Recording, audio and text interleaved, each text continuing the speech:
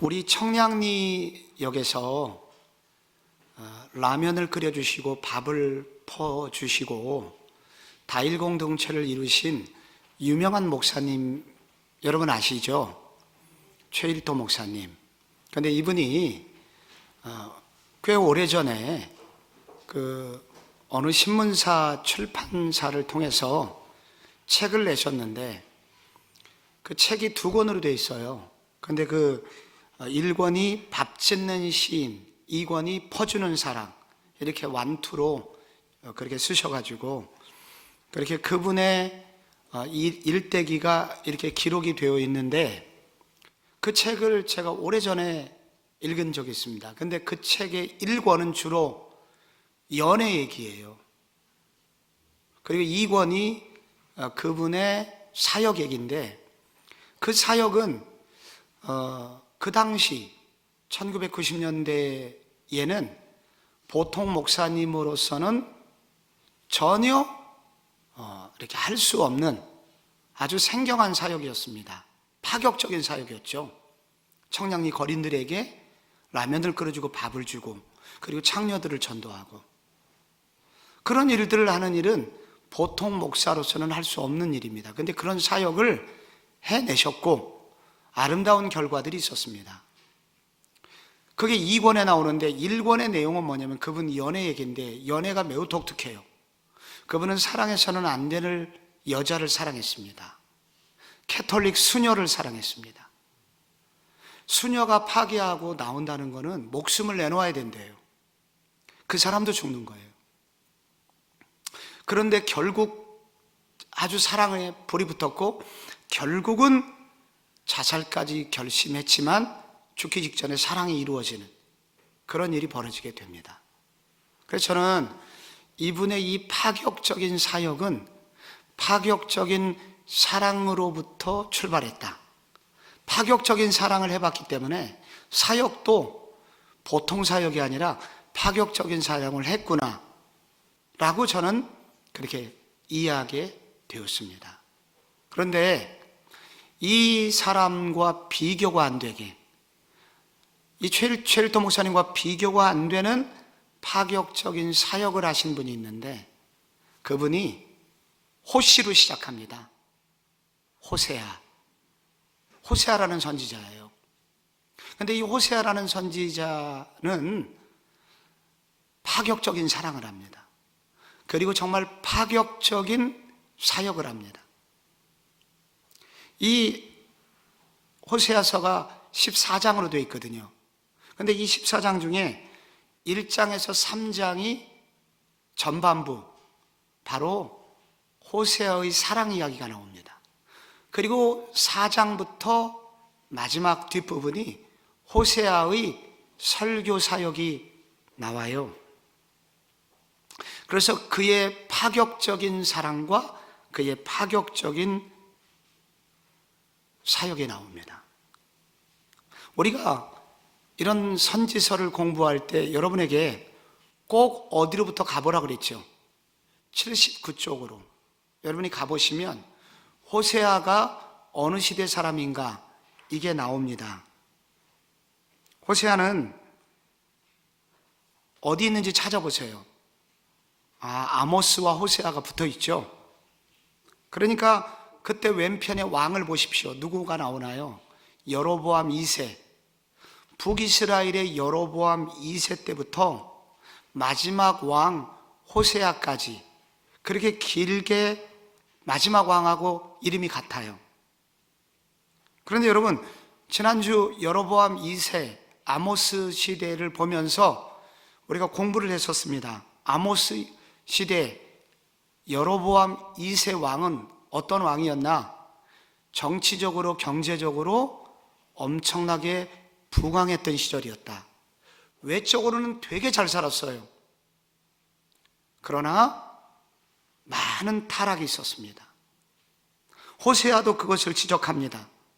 특별히 호세아는 아모스보다는 조금 뒷사람인데 이 호세아는 여로보암 2세 때부터 북이스라엘이 망하기 전에 왕이 여러분 거기 보세요. 여로보암 2세부터 여러 왕들이 많이 바뀌잖아요.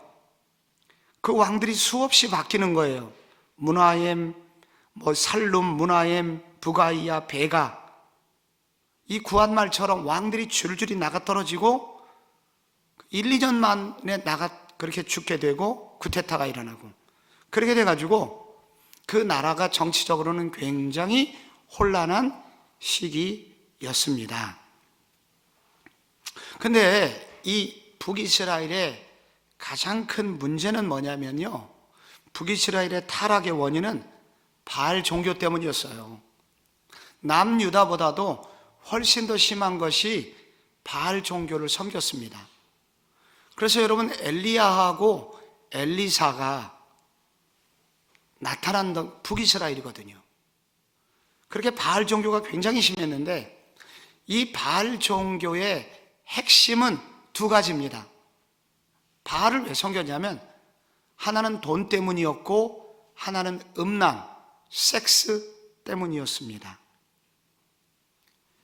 여러분, 이 가나안 땅은 농사를 지려면 비가 와야 돼요.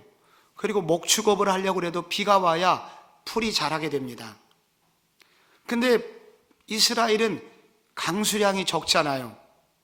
그래서 비가 내려야 되는데 가나안의 토착민들이 늘 생각하는 게 뭐냐면, 그들이 믿었던 것은 뭐냐면 오래전부터 이 가나안 땅은 바알 신이 다스리고 있고 바알이 비를 내려주는 신이라고 믿었습니다.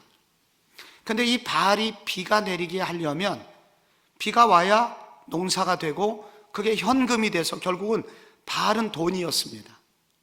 근데 이 바알에게 비가 내리게 하려면 바알은 특이해서 신전에서 위에서 내려다보는 바알을 위하여 신전에서 신전 창기들이 있고 제사를 드리는 남자들이 신전 창기와 성관계를 맺으면 그거를 보던 바알이 흥분해서 하늘에서 정액을 뿌려주는데 그것을 비라고 믿었습니다. 그래서 이 바알 종교는 하나는 돈이고 하나는 섹스, 음란의 신이었습니다. 이것이 온 북이스라엘을 황폐하게 만들었던 거예요. 그래서 호세아 4장 13절에 여러 구절이 그것을 말하고 있는데 여로보암 2세 때의 내용이 거기 나와요. 여러분이 한번 같이 읽어보실래요? 호세아 4장 13절 시작. 그들이 산 꼭대기에서 제사를 드리며 작은 산 위에서 분향하되 참나무와 버드나무와 상수리나무 아래에서 하니 이는 그 나무 그늘이 좋음이라. 이러므로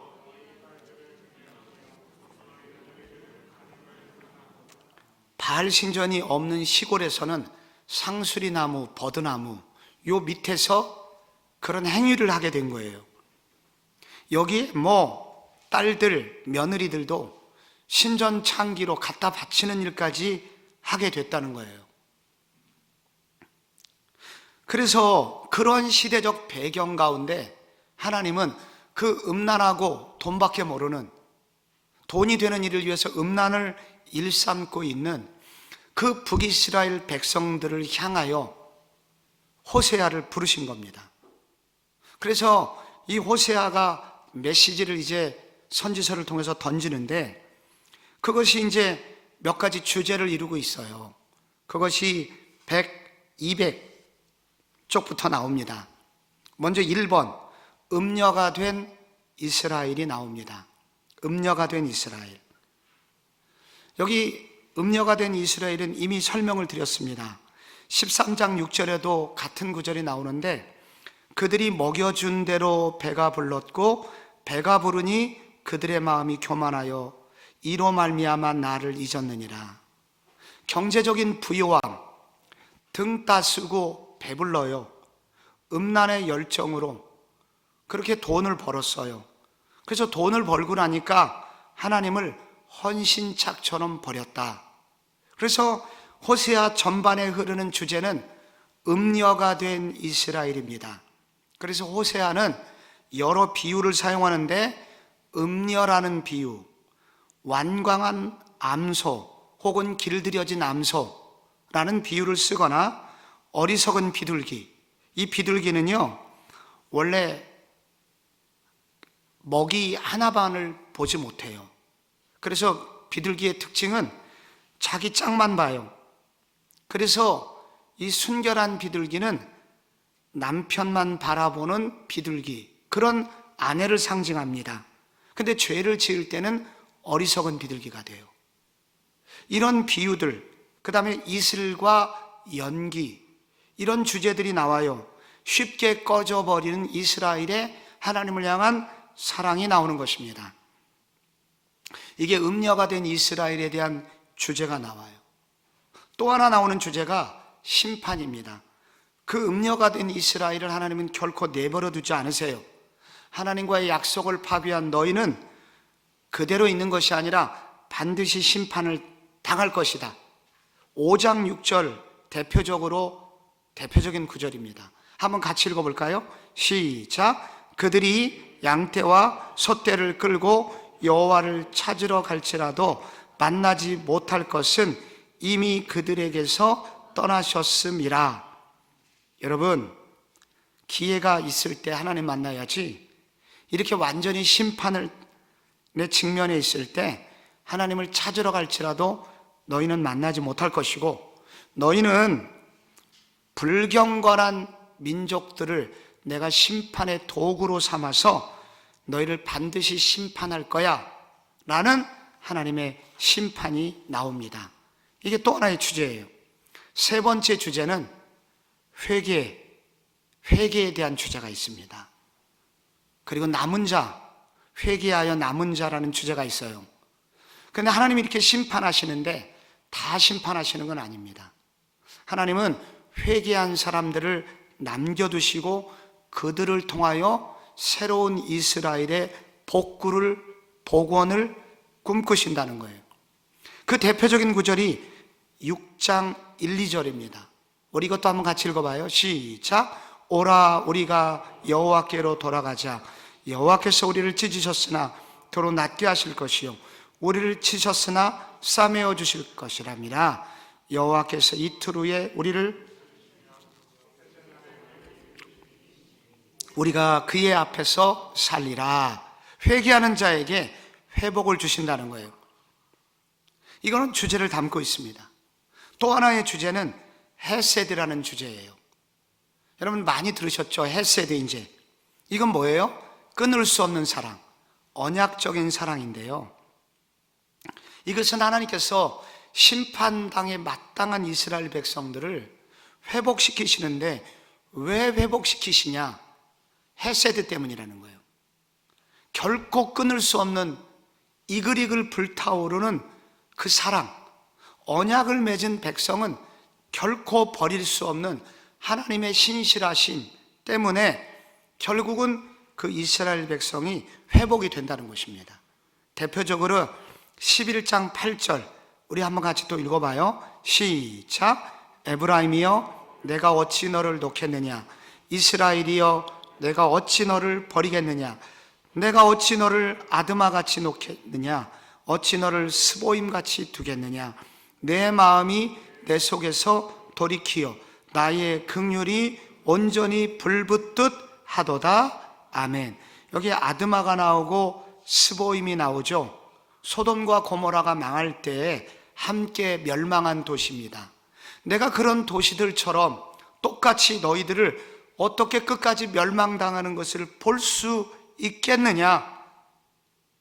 그래서 이글이글 불타는 포기할 수 없는 절절한 사랑 때문에 내가 너희들을 포기할 수가 없다.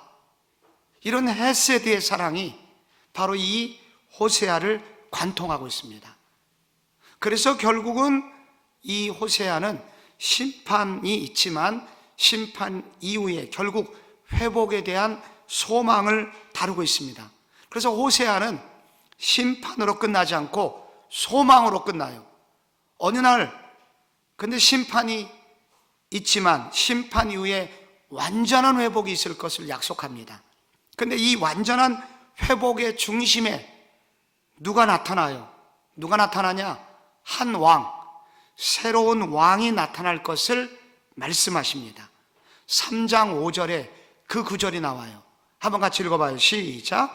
그 후에 이스라엘 자손이 돌아와서 여호와와 그들의 왕 다윗을 찾고 마지막 날에는 여호와를 경외함으로 여호와와 그들의 은총으로 나아가리라. 아멘. 여기 3장 5절에 그들의 왕 다윗을 찾을 것이다.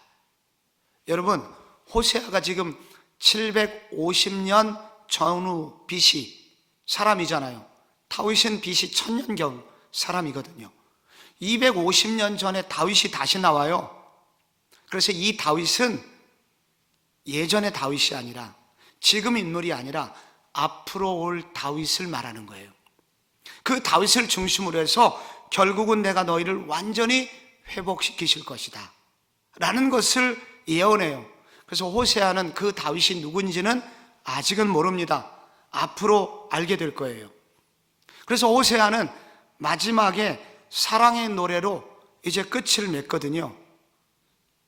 사랑의 노래로 끝을 맺는데 그게 14장 5절에 마지막 이렇게 끝나요. 여러분 같이 이 호세아서 5절, 14장 5절을 호세아가, 여러분 여기 읽으면 이제 호세아를 다 끝낸 거예요. 여러분이 1장부터 이제 끝장까지 14장 5절 같이 읽어봐요. 시작. 내가 이스라엘에게 이슬과 같으리니 그가 백화파같이 피겠고 레바논 백향목같이 뿌리가 박힐 것이라.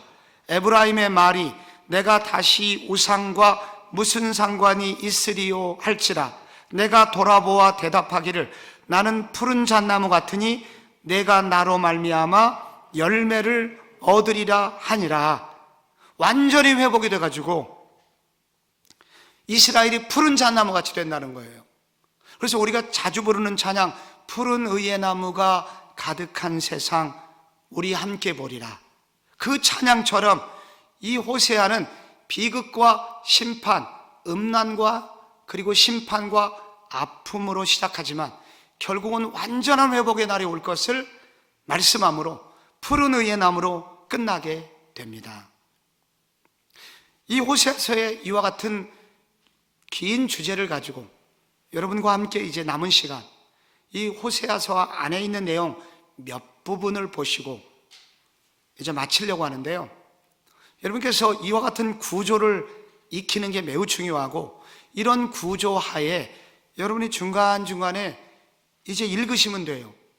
이런 구조를 잡는 게 중요하고, 그리고 중간중간에 부분적으로 읽어도 여러분이 이제 이해가 되실 겁니다. 어려워도 이해가 되실 거예요. 저는 오늘은 주로 앞부분을 여러분하고 좀 나누려고 그래요. 1장과 2장, 3장의 앞부분을 주로 좀 다루면서 이제 호세아서를 조금 더 이해하고 싶어요. 1장을 여러분이 성경을 펴보시면요, 1장 2절에, 호세아서 1장 2절에 하나님께서 호세아에게 말씀하시니라 라는 부분이 나옵니다. 하나님께서 호세아에게 말씀하세요. 1장은 항상 그렇게 시작하거든요. 근데 여러분, 호세아에게 1장 2절에 말씀하신다는 1장 2절에 여호와께서 처음 호세아에게 말씀하실 때, 여기 여호와께서 호세아에게 말씀하시니라 라는 그 뜻입니다. 근데 이 호세아에게 말씀하시니라 라고 할 때 에게라는 이 단어는 영어로는 in 호제아 혹은 또는 through 호제아 라는 전치사입니다. 그러니까 호세아를 통해서, 호세아의 인생 안에서, 인격 안에서 여호와께서 말씀하시니라. 호세아의 인격을 통해서, 호세아의 인생을 통해서 하나님이 말씀하신다는 거예요. 뭐라고 말씀하시느냐? 너는 가서 음란한 여자하고 결혼해서 음란한 자식들을 낳아라 라고 호세아에게 말씀하시는 거예요. 여기 음란한 여자는 바알 신전의 창녀를 말하고, 음란한 자식은 누구 자식인지 씨를 알 수 없는 자식을 말합니다. 그래서 결혼을 해요. 호세아가 음란한 여인하고 결혼을 해요. 고멜이라는 여자예요. 근데 이 여자하고 이제 결혼해서 이제 자식을 낳았는데, 자식이 누구 자식인지는 불분명하지만 그 자식의 이름을 이스르엘 이렇게 지어요. 이스르엘은 이게 전쟁이 나가지고 백성들이 다 흩어져 버린다는 뜻이에요. 그러니까 이 이스라엘이라는 이름은 하나님이 흩으신다, 하나님이 그냥 다 흩어버리신다. 돈도 흩어버리시고 사람도 흩어버리시고 모아야 되는데 흩어버리신다는 뜻이에요. 망한다는 뜻입니다. 전쟁이 일어나서 망한다는 뜻이에요. 이스라엘은. 둘째가 태어났어요. 로르아마라고 이름을 지어라. 로르아마는 히브리어로 로는 아니다, not. 루하마는 love예요, compassion이에요. 절대로 사랑받지 못한다. 둘째, 절대로 사랑받지 못한다라고. 둘째는 딸이었는데 딸의 이름을 로르아마, 절대 사랑받지 못한다. 한국말로 하면 안사랑이에요. 사랑 못하게 한다는 거예요. 셋째 아들은 로암이에요. 로는 아니다, 안미는 백성. 이거는 백성이 아니에요. 얘는 백성이 아니야, 안 백성이에요. 첫째는 전쟁이 나서 모든 것을 흩어버리는 거니까 구테타 정도 되는 거예요, 이름이. 장남 구테타, 차녀, 둘째 딸 안사랑, 셋째 아들 안백성, 이렇게 이름을 지라고 그랬습니다. 근데 이 호세아의 결혼이 학자들은 논쟁을 해요. 호세아의 결혼은 사실인가 상징인가? 하나님이 어떻게 선지자에게 창녀와 결혼을 명하실 수 있는가? 왜냐하면 이스라엘의 율법에 제사장은 절대 음란한 여자하고 결혼하지 말라고 이미 율법서에서 그렇게 말씀하셨거든요. 그래서 이것은 진짜 그렇게 한 것은 아니고 상징일 것이다 라고 얘기하는데, 더 지배적인 썰은 결혼을 진짜 했다는 거예요. 왜냐하면 여기 구체적인 누구의 딸, 아버지가 나오고 딸 이름이 나와요. 그리고 구체적으로 은 5개, 보리 1호멜, 구체적인 수량을 주고 그 여자를 사와요. 그렇기 때문에 이것은 실제로 있었던 일이다. 그리고 이것이 꿈이나 상징이라면 언제나 그것을 성경에는 분명히 기록을 하는데 호세아서는 그런 흔적이 없다. 그래서 이것을 실제로 보는 학자가 더 많습니다. 그러면 왜 하나님은 호세아에게 이런 불법적인 결혼을 명령하셨는가? 이게 질문인 거예요. 그는 말씀의 선지자잖아요. 오늘날로 말하면 목사란 말이죠. 목사 사모가 이런 여자라면 여러분 그 교회에 누가 다니겠어요? 그 교회가 어떻게 부흥이 되겠어요? 여러분 그러잖아도 사모는 교회에서 말이 많아요. 사모에 대한 지극한 관심이 있어요. 늘 여론의 화두가 돼요. 그런데 하물며 음란한 여자, 밤마다 이상한 곳에 다니고 이상한 남자를 만나는 사모가 있는 그 교회의 목회자의 목회가 과연 잘 될 수 있겠습니까? 마누라가 그 모양이면 자식이라도 온전하면 위로가 될 텐데, 이 자식들은 학교만 갔다 오면 울고 싸고 난리를 피워요. 자기들의 이름이, 자기들의 엄마, 그런 얘기들이 퍼다하게 퍼지면서 자식들이 늘 고통을 받아요. 그래서 호세아의 인생은 슬픈 인생, 고통스러운 인생이었어요. 하나님 때문에. 하나님이 그렇게 명령하고 순종하다가 너무 힘들었던 시간이었던 거예요. 하나님은 왜 이런 고통스러운 삶을 호세아에게 살게 하셨고 그런 삶을 명령하셨을까요? 그런데 이것은 하나님 자신의 이야기이기도 하다고 말씀하세요. 왜냐하면 하나님 당신이 음란한 여자와 사랑을 하고 사랑할 수밖에 없는 상황이라고 고백을 하고 계십니다. 하나님은 공의로우신 하나님이잖아요. 거룩하신 하나님이잖아요. 이 공의로우신 하나님, 거룩하신 하나님이 어떻게 음란한 백성들을 사랑할 수 있는가? 이 자체가 불법이에요. 거룩하신 하나님은 이렇게 죄가 많고 음란한 백성들은 죽여버려야 돼요. 그런데 하나님은 뭐라고 말씀하시냐면 호세아 2장 16절에 이렇게 말씀하세요.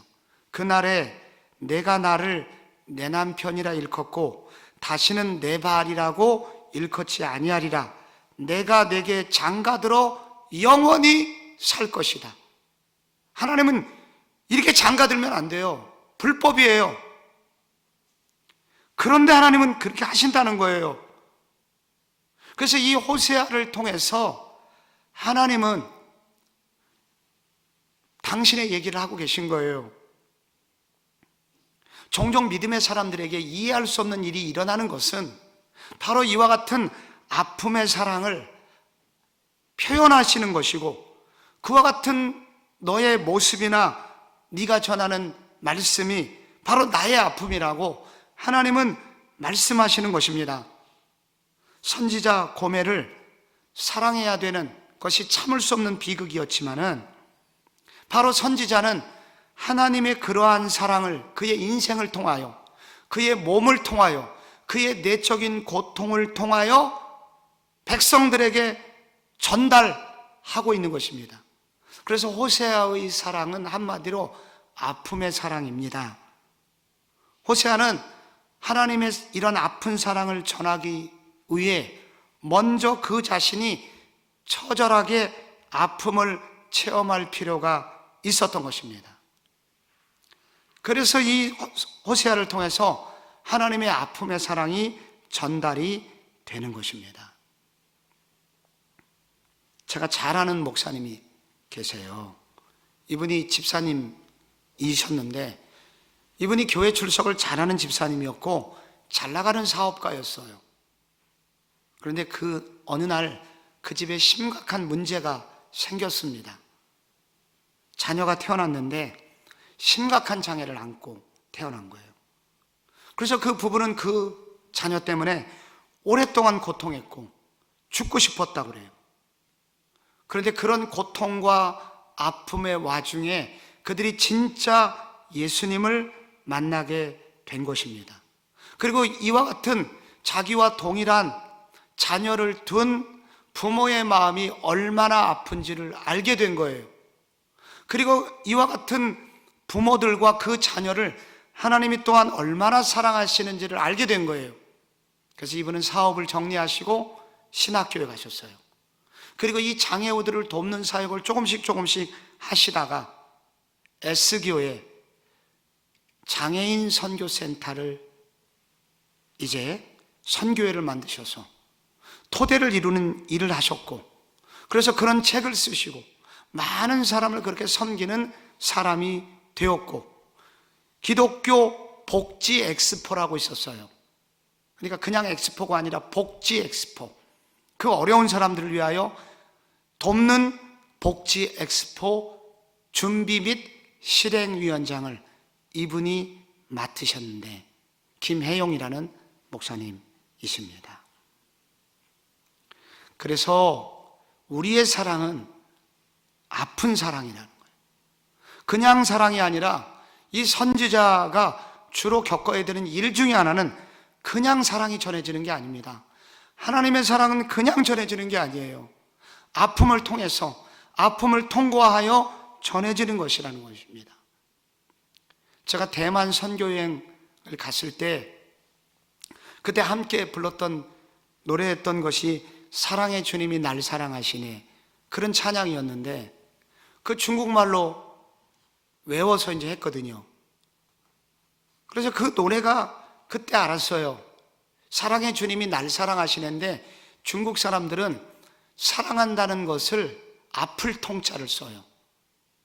사랑의 주님이 날 사랑하시네, 그게 그 노래가 주통워, 그 주님이 나를 사랑하신다 할 때 이 통찰을 쓴단 말이에요. 그래서 우리의 사랑은 그냥 사랑이 아니라 아픔의 사랑이고, 이 아픔의 사랑을 통해서 하나님의 진짜 사랑을 나타나지게 된다는 거예요. 이게 바로 호세아가 오늘 우리에게 전해주는 그런 메시지인 것입니다. 2장에 가면요, 호세아는요 이렇게 설교를 합니다. 그 자녀들을 앉혀놓고 엄마의 죄를 고발하면서 네 엄마의 죄를 그대로 내버려 두면 안 돼, 고소해갖고 엄마를 감옥에 집어넣어야 돼 라고 자식들을 앉혀놓고 설교를 합니다. 엄마하고 싸우라고.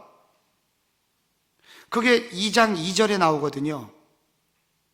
여러분 한번 같이 읽어봐요. 시작. 너희 어머니와 논쟁하고 논쟁하라. 그는 내 아내가 아니요 나는 그의 남편이 아니라 그가 그의 얼굴에서 음란을 제하게 하고 그 유방 사이에서 음행을 제하게 하라. 아멘. 여기 얼굴이 나오고 유방이 나와요. 한마디로 얼굴은 드러난 죄고 유방은 드러나지 않은 숨은 죄예요. 네 엄마는 온통 죄덩어리다. 온통 죄로 가득 찬 네 엄마 그냥 두면 안 돼. 음행을 제하게 해야 되고. 그 2절만 읽었지만은 여러분 그 3절과 4절 뒤에 읽어보면은 네 엄마를 그냥 두면 안 되고 네 엄마를 우선 논쟁해야 돼. 논쟁하라는 것은 따지라는 얘기고, 첫째 법적으로는 고소하라는 얘기예요.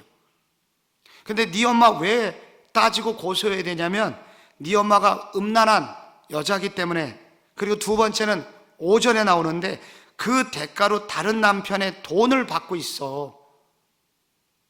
여러분 만약에 결혼한 여자가 남편이 아닌 다른 남자로부터 용돈을 받아 쓰고 있어요. 여러분 그런 여자는 뭐라고 하죠? 많은 이름을 붙일 수 있겠죠. 우선 정신 나간 여자라고 할 수 있고요. 이런 여자를 일컬어서 옛날 사람들은 환양년이라고 그랬습니다. 그 옛날 청나라 포로로 끌려갔다가 그렇게 많은 남자들을 시중 들다가 고향으로 돌아온,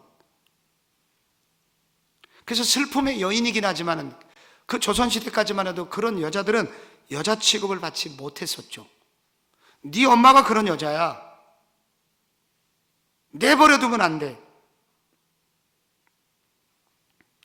그러면서 또 한편으로 여기 남편의 눈물이 6절에 나와요. 같이 읽어봐요. 시작. 그러므로 내가 가시로 그 길을 막으며 담을 쌓아 그로 그 길을 찾지 못하게 하리니 그들을 찾을지라도 만나지 못할 것이라. 그제야 그가 이르기를 내가 본 남편에게로 돌아가리니 그때의 내 형편이 지금보다 나았음이라 하리라. 여기 남편의 눈물이 나와요. 가시로 그 길을 막고 담을 쌓아서 그 길로 가지 못하게 했다는 거예요. 이 바람난 여자가 또 밤에 집을 나가요. 선글라스를 끼고 스카프를 두르고 모자를 눌러 쓰고 멀리 세워놓은 차를 몰고 러브호텔로 가려고 하는 거예요. 이 사실을 눈치챈 선지자 남편이 타이어 바퀴 앞에 압정을 박아놓고 앞에 돌무더기를 갖다 놓은 거예요. 그런데 이 여자 바람기가 얼마나 센지 그 돌무더기를 손에 피가 나도록 다 옮기고 바퀴에 빵꾸가 났는데 끝까지 끌고 러브호텔까지 가는 거예요. 이렇게 바람기가 많아요. 네 엄마가 이런 여자라고 내가 어젯밤에도 그랬다고. 여러분 이 남편의 아픔이 얼마나 크겠어요. 이 남편의 아픔이 여러분 조금 이해가 가시나요? 차에다가 압정받고 돌무더기 쌓아놓고 그래도 이 정부를 향하여, 은밀히 숨겨놓은 정부를 향하여 여전히 그 정부를 바라보는 이 여자를 바라보는 남편의 마음을 너희들은 아니? 하면서 자식들을 앉혀놓고 설교를 하는 거예요. 여러분 이 남편이 누구예요? 이 남편이 하나님이라는 거예요. 지금 그리고 이 여자는 누구예요? 이 여자는 바로 북이스라엘, 다른 말로 하면 북이스라엘 교회, 오늘날의 교회를 말하는 거예요. 가시에 찔리고 그리고 돌무더기를 쌓아놨지만은 그러면서도 음란기를 해결하지 못하고 끝까지 죄를 짓는 이 교인들, 교회, 목사들을 향한 하나님의 사랑이 나오는 거예요. 돌무더기와 과시는 여러 가지가 있을 겁니다. 하나님이 우리나라에 IMF를 보내셨잖아요. 금융위기를 보내셨잖아요. 핵무기에서 겁을 주시잖아요. 그뿐이에요? 요즘은 코로나까지 보냈잖아요. 그런데 돌아오기를커녕 더 이론을 만들어 갖고 점점 교회로부터 벗어나려고 해요. 그럼에도 불구하고 이렇게 사랑하는 하나님의 아픔의 마음을 너희는 아는가? 그래서 하나님께서는 2장 8절 이하에 이 음행에 빠진 이스라엘의 특권을 이제 하나씩 빼앗아 올 것을 예언하십니다. 그 2장 9절이거든요. 그러므로 내가 내 곡식을 그것이 익을 계절에 도로 찾으며 내가 내 새 포도주를 그것이 맛들 시기에 도로 찾으며 또 그들의 벌거벗은 몸을 가릴 내 양털과 내 삶을 빼앗으리라. 여기 곡식이 나오고 포도주가 나오고 양털이 나오고 삶이 나옵니다. 이건 이스라엘의 대표 곡식과 과일들을 말하는 거예요. 하나님이 그동안 이들에게 주셨던 모든 거 다 뺏어버리겠다는 거예요. 그래서 이스라엘은 결국은 빼앗기게 됩니다. 여러분, 그런데 빼앗기고 난 이후에 비로소 그들이 깨닫는 것이 있습니다.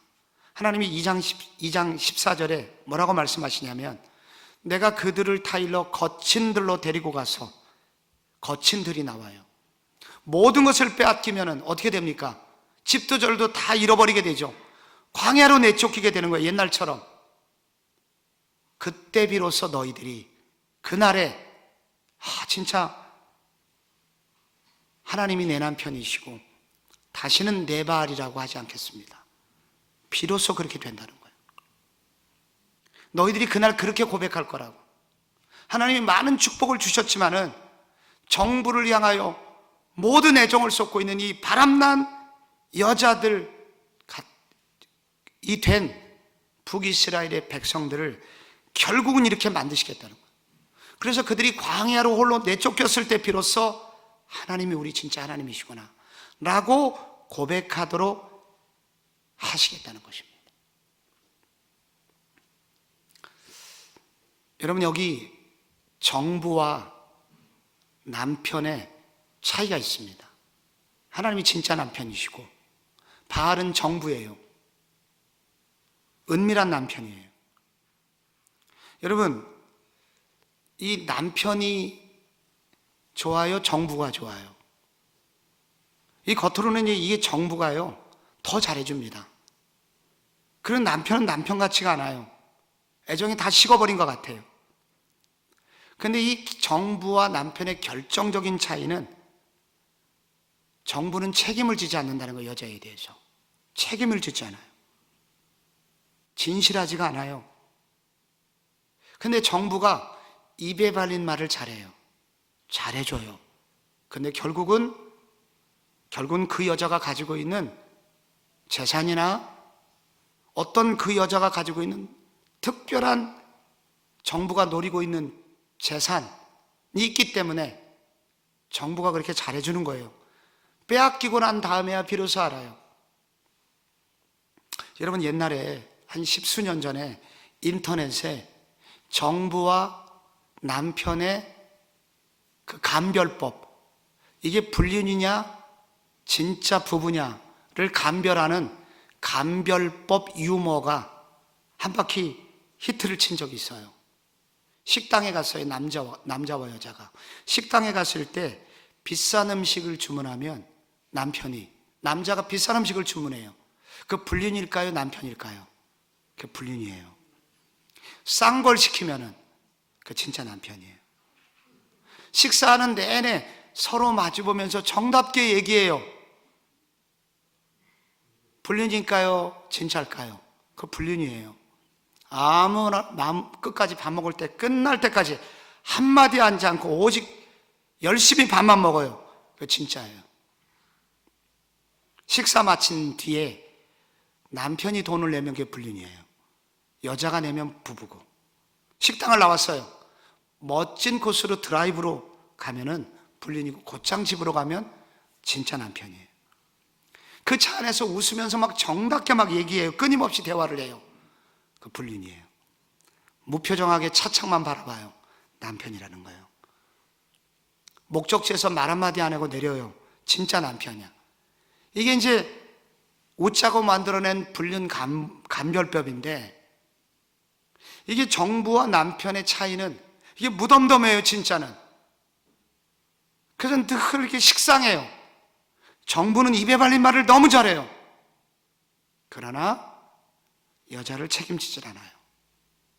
언제 정신 차리느냐, 언제 정신 돌아오느냐, 이제 사기를 당하고 다 있는 거 없는 거 다 빼앗기고 난 다음에 쫓겨났을 때 비로소 여자의 정신이 돌아와요.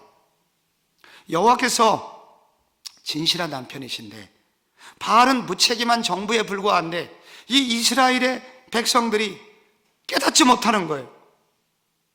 그래서 거친 광야로 모든 걸 잃어버리고 거친 광야로 내몰렸을 때 포도주도 없고 곡식도 없고, 그리고 여기 배도 없고 삼배도 없고 모든 것을 다 잃어버렸을 때 비로소 그들은 깨달아요. 비로소 그들은 하나님의 말씀을 들어요. 아, 하나님이 진짜 나의 하나님이셨구나, 하나님이 우리의 진실한 남편이셨구나 하는 것을 비로소 고백하게 된다는 거예요. 그래서 우리는 하나님이 종종 우리 것을 빼앗아 가신 것처럼 느끼는 시간에 꼭 돌아봐야 됩니다. 나의 진짜 남편이 누군가, 내가 진실로 의지해야 될 분이 누군가, 내가 진짜 사랑해야 될 분이 누군가. 우리에게 광야가 허락될 때마다, 우리에게 고난이 올 때마다 그때 우리의 주인을 다시 생각하고 우리의 남편을 다시 생각해야 되는 시간이 돼야 되는 거예요. 근데 이렇게 겁주고 이렇게 설교했는데도 불구하고 이 여자가 다시 바람길을 이기지 못하고 집을 나가버렸어요, 아예. 그게 3장에 나와요. 그럼 집 나갔으면 그냥 포기하면 되는데, 긴 얘기를 줄여서 얘기하면 그 여자를 다시 찾아나가요. 이 여자 찾으러 가는데 나중에 알고 보니까 창녀촌에 가 있는 거예요. 여러분, 창녀를 빼오려면 그냥 빼오는 게 아닙니다. 많은 돈이 들어요. 포주에게 돈을 줘야 된다고요. 그래서 그 포주에게 돈을 주고 그 여자 고매를 다시 집으로 데려옵니다. 그러면서 그 여자를 또 타일러요. 아무런 말을 하지 않고 돌아와서 타일러요. 그 얘기가 3장에 나옵니다. 이 호세아의 앞부분을 요약을 하면요, 근데 그 여자를 찾아올 때 그 3장에 보면은 은 15개하고 보리 한 호멜 반, 엄청난 몸값을 지불하고 그 여자를 데려옵니다. 그래서 그 여자를 소위 그 창녀의 세계에서 구출해 갖고 이 여자를 새로운 여자로 만들기 위해서 남편이 다시 노력하게 됩니다. 그래서 과연 세상에 이런 남편이 있을까? 우리는 이 호세아를 통해서 보면서 생각하게 됩니다. 그런데 성경은 바로 이 호세아 같은 남편이 오늘 우리에게 있다고 성경이 알려줍니다. 그 호세아는 누구냐면은, 호세아라는 이름 뜻이 그래요. 구원하다는 뜻이에요. 구원자라는 뜻이에요. 이 호세아하고 신약에 똑같은 이름이 있어요. 구약 히브리어는 호세아 이렇게 읽는데 신약에 이거를 헬라어로 읽으면 예수예요. 그분이 예수. 여러분, 마태복음 1장 21절에 이런 말씀 나오죠. 아들을 낳으리니 이름을 예수라 하라. 이는 그가 자기 백성을 저희 죄에서 구원할 자이심이니라. 바로 이 예수가 바로 호세아예요. 구원자. 우리를 구원하시기 위해서 이 땅에 오신 거예요. 호세아는 은 15개와 보리쌀 이 4분의 1 가마니 정도 들고 갔지만은, 그러나 이 정도가 아니라 자기의 목숨을 다 바쳐서 몸값을 지불하시고 우리를 구원하신 분, 그분이 바로 우리 구주 예수 그리스도라는 거예요. 그 예수는 오늘도 이 죄에 빠지고 음란에 빠진 우리를 포기하지 않으시고 다시 우리를 데리러 오시고, 심지어 자신의 목숨을 다하여 이와 같이 우리를 구해 주신 분, 그분이 바로 호세아, 신약의 호세아이신 예수 그리스도이라는 것입니다. 이 아픈 사랑, 이 눈물겨운 사랑. 그래서 호세아의 얘기는 오래전 얘기가 아니라 바로 오늘날 우리를 위한 이야기라는 것을 알려주고 있는 것입니다. 여러분, 이와 같은 몸서리치는 눈물의 경험을 통과한 후에 호세아의 설교가 이제 이스라엘을 향하여, 이스라엘 백성을 향하여 설교가 진행됩니다. 이 긴 설교에 저는 여러분과 한 부분만 보고 오늘 마치려고 하는데요. 호세아가 이제 설교를 시작하는데, 그게 이제 4장부터 나와요.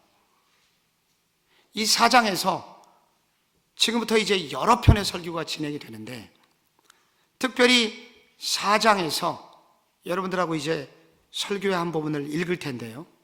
4장 1절을 우리가 한번 같이 읽어보려고 합니다. 한번 호세아의 설교를 한번 읽어볼게요. 시작. 이스라엘 자손들아, 논쟁하시나니 이 땅에는 진실도 없고 인애도 없고 하나님을 아는 지식도 없고가 나와요. 주로 핵심이 뭐냐면 하나님을 아는 지식이 없다, 이렇게 설교합니다. 그리고 6절을 보세요. 6절, 4장 6절 같은 내용이 나오는데 한번 읽어봐요. 시작. 내 백성이 지식이 없으므로 망하는도다. 그리고 9절을 보세요. 9절 시작. 장차는 백성이나 제사장이나 동일함이라. 여러분, 여기까지 읽는데요, 이게 지금 뭐냐면은 너희들 이스라엘 백성들이 망하는 이유가 뭐냐면은 이와 같은 지식이 없다는 거예요. 하나님을 아는 지식이 없는데, 그래서 백성이 망하게 됐는데, 근데 이것은 백성만 그런 게 아니라 제사장도 똑같다는 거예요. 결국은 백성이나 제사장이나 모두 다 하나님을 아는 지식이 없어요. 그래서 결국은 망하게 돼요. 근데 왜 이 제사장이 하나님을 아는 지식이 왜 없게 됐느냐? 여기 지식이라는 건 다른 게 아닙니다. 우리가 아까 1절에서 봤지만은 진실도 없고 인애도 없고 이렇게 나오는데, 진실은, 이 인애라는 거는 아까 헤세드예요. 하나님의 사랑이에요. 하나님의 사랑을 백성들이 몰라요. 그걸 아는 지식이 없어요. 제사장도 지식이 없어요. 근데 왜 제사장들까지 지식이 없게 되었냐면은, 원래 제사장은 알아야 되잖아요. 배운 사람들이란 말이죠. 가르쳐야 되는 사람들이란 말이죠. 그런데 지식이 없어요. 왜 없게 됐냐면 4절 때문이에요. 여러분, 4장 4절에 이런 말씀이 나옵니다. 그러나 어떤 사람이든지 다투지도 말며 책망하지도 말라. 내 백성들이 제사장과 다투는 자처럼 되었음이니라.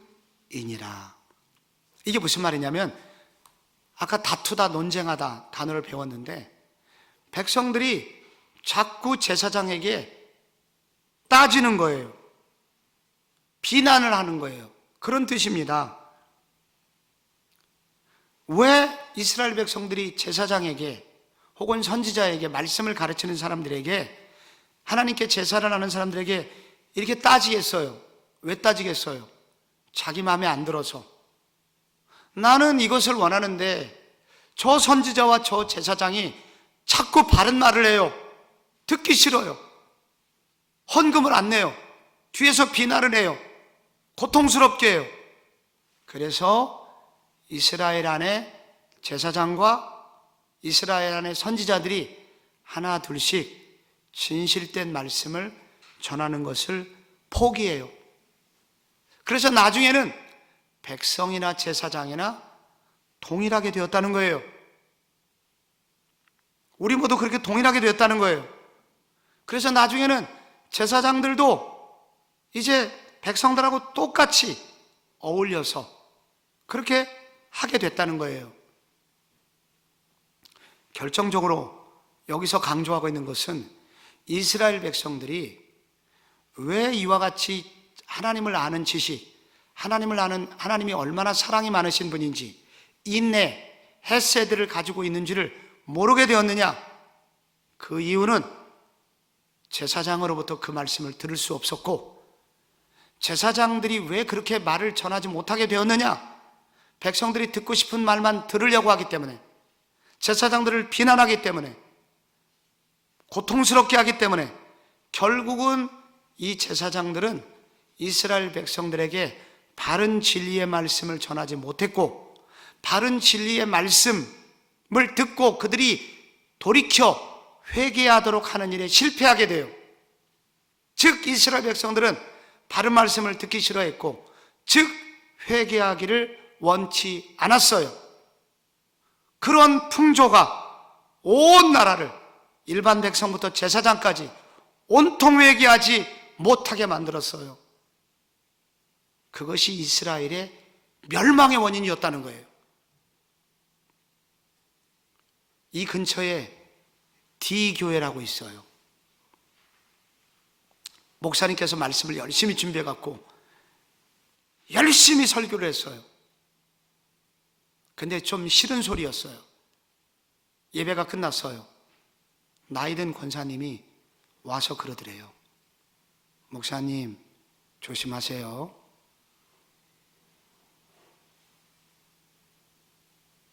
그래서 그 목사님이 조심했대요. 그 이후에. 이게 이 시대의 풍조예요. 하나님의 말씀이 선포되면은 두려워 떨면서, 하나님, 제가 죄인입니다. 제가 죄인입니다.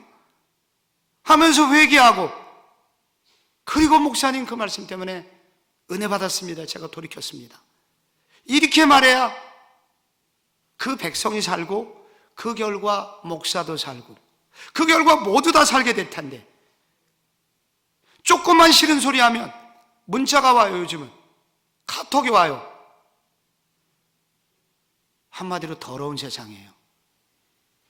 이러면 다 망하게 된다는 거예요. 한마디로 끝장난다는 거예요. 우리 모두 다. 그러지 마세요. 아무도 그러면 안 돼요. 우리 모두 살기 위해서 하나님이 이렇게 말씀하시면, 물론 말씀이 아닌 것을 잘못 전하면 여러분이 다른 얘기를 하는 것은 괜찮아요. 그런 거는. 그런데 하나님의 말씀이 정당하게 선포됐는데 그것이 듣기 싫다고 해서 도전한다면 우리 모두 호세아 이 시대로 돌아가게 됩니다. 그래서 한국교회가 점점 어려워지고 있는 이유가 이런 풍조 때문이에요. 웃고 즐기고 위로만 계속 받기를 원하는 거예요. 그런데 하나님의 말씀이 정당하게 선포되는 것에 귀 기울이고 두려워하고 은혜 받기를 사모하는 교회는 하나님이 그 교회도 살려주시고 그 가정도 살려주시고 궁극적으로 우리 모두 살아나게 된다고 이 호세아 선지자는 우리에게 도전을 하고 있는 것입니다. 환감이 넘은 어느 권사님이 계셨어요. 이분은 평생 초등학교 선생님을 하시고 은퇴를 하셨는데, 그럼 이분이 공부를 평생 하신 거예요. 그런데도 그 나이가 됐는데도 날마다 예수님을 배우고 싶어 갖고 날마다 성경을 연구하고 하루에 한 번씩 기도문을 작성해요. 은혜 받은 거를. 그러다가 어느 날 작성한 기도문의 내용이 그거예요.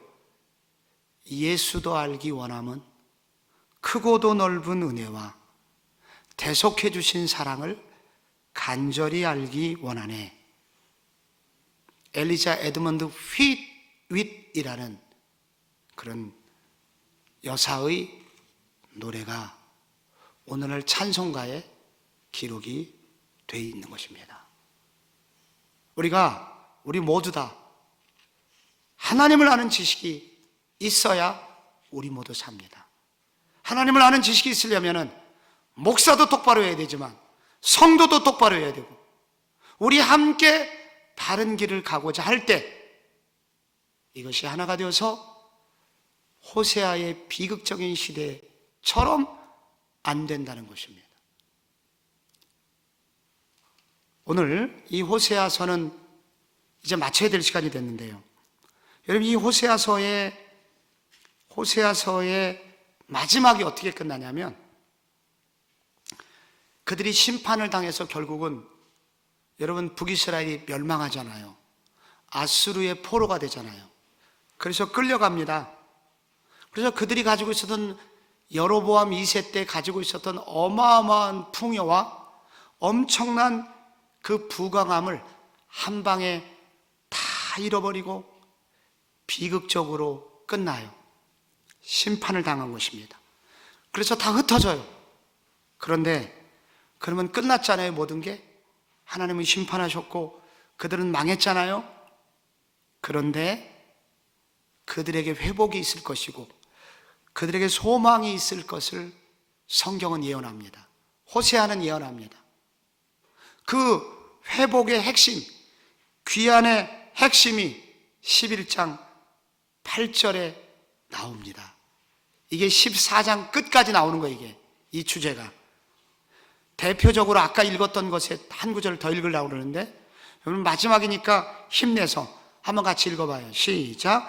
에브라임이여 내가 어찌 너를 놓겠느냐, 이스라엘이여 내가 어찌 너를 버리겠느냐, 내가 어찌 너를 아드마같이 놓겠느냐, 어찌 너를 스보임같이 두겠느냐, 내 마음이 내 속에서 돌이키어 나의 긍휼이 온전히 불붙듯 하도다. 아멘. 우선 여기까지만 볼게요.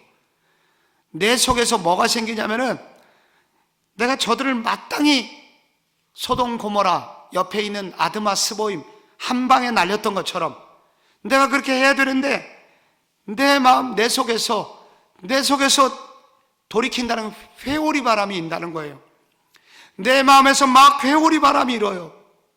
그리고 막 내 마음에서 사랑의 마음이 생겼는데, 그 사랑의 마음이 막 불이 붙어갖고 이 불길이 도대체 막 꺼지지 않는 거예요. 꺼지지가 않아요. 하나님의 긍휼이, 하나님의 마음이 꺼지지 않게 됐어요. 그래서 9절을 보세요. 이제 또 읽어봐요. 시작.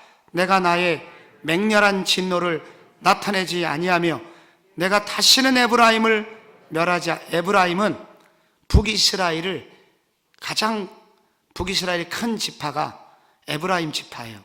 그래서 북이스라엘의 다른 이름이 에브라임이에요. 계속 내가 다시는 에브라임을 멸하지 아니하리니 이는 내가 하나님이요 사람이 아님이라. 내 가운데 있는 거룩한 이니 진노함으로 내게 임하지 아니하리라. 아멘. 모든 관계가 파국으로 끝나게 될 것인데, 끝날 수밖에 없는데, 그러나 마지막 단계에서 극적인 반전이 일어나요.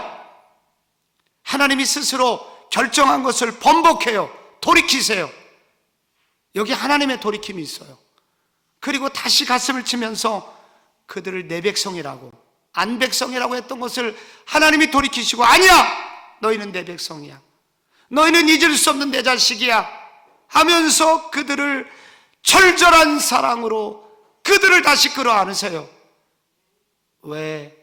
하나님 속에 있는 그 긍휼과 하나님 사랑에 있는 언약적 사랑은 결코 끊을래야 끊을 수 없는 어머니의 사랑 같은 것이기 때문입니다. 그 아버지의 사랑 때문에 결국은 이스라엘이 회복될 것이다. 너희들은 반드시 회복될 것이다. 진노로 끝나지 않을 것이다. 라고 하나님이 약속을 하십니다. 이런 약속을 지금도 이루시는 분이 계세요. 그분이 누구십니까? 예수 그리스도예요. 예수 그리스도를 보내신 우리를 사랑하시는 하나님의 사랑이고, 그 사랑을 잊지 못하도록 우리 속에 성령을 보내주셔서 그 사랑 깨닫게 하시고, 그 사랑이 느껴지게 하시고, 그 사랑을 계속해서 불붙여 주시는 분, 그 하나님의 사랑이 바로 우리를 향한 사랑인 것입니다. 하나님의 사랑을 이렇게 입었으니 우리 다시 나쁜 짓 해야 될까요? 이제는 그 사랑 때문에 감격하여 새로운 삶을 살아야 될까요? 새로운 삶을 살아야 하죠. 그래서 이것은 의무나 율법이 아닌 것입니다. 우리가 두 번째 율법을 지키는 이것은 구원받기 위해서가 아니라 구원받은 감격이 너무나 크기 때문에 자발적으로 하나님의 율법을 지킬 수 있게 되고 지켜야 하는 것입니다. 또 못 지키면 다시 회개하고 지키려고 해야 되는 것입니다. 그것이 바로 성도의 마땅한 본분이라고 선지자들은 우리에게 도전하고 있습니다. 이 사랑, 이 가을 하나님으로부터 떨어지지 않는 이 사랑, 여러분의 사랑 되시고 여러분의 고통을 통해서 하나님이 말씀하시는 선지자 사역은 또한 여러분 삶을 통해서 계속 이어지시기를 축복합니다.